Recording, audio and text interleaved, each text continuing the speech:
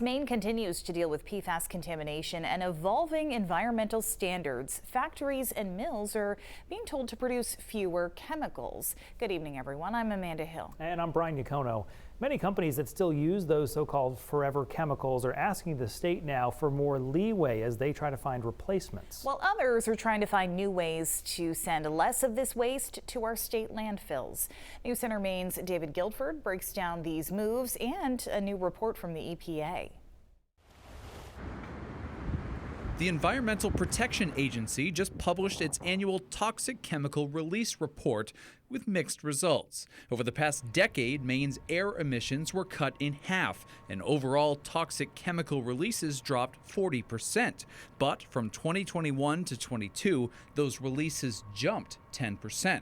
I go to factories. I can say that many do try. Chris Rasher helped coordinate the report and is an EPA inspector. He actually joined us from a Connecticut hotel room right after a site visit. That 10% caught his attention, but the big picture is a positive one for him. What we're seeing are some significant reductions in pollution over time.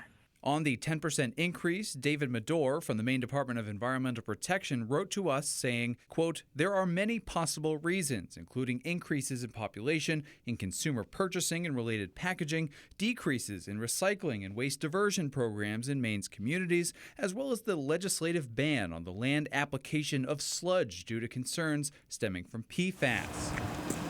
The goal here is to take biosolids, which was destined for the landfill, take it to the anaerobic digester. On the waste diversion front, last week, waste management company Casella announced a partnership with natural gas firm Verity to convert this Brunswick facility to take in 85,000 tons of biosolids and burn them down to 10,000 tons, producing enough energy for 3,000 homes for a year. This takes that residual material, puts it to a higher and better use for the benefit of state of Maine. The EPA would give no official stance on moves like Casella's, but looking ahead, Rasher said companies he visits that create this waste are finding what's good for Maine's environment can be good for business. And over time, people have found that it's actually been cost effective sometimes to reduce those toxic chemicals at their facility. David Guilford, News Center, Maine. To that last point, the EPA report found over the past decade, manufacturing plants across the country have decreased toxic releases by 9%, while contributing 14% more to the U.S. economy.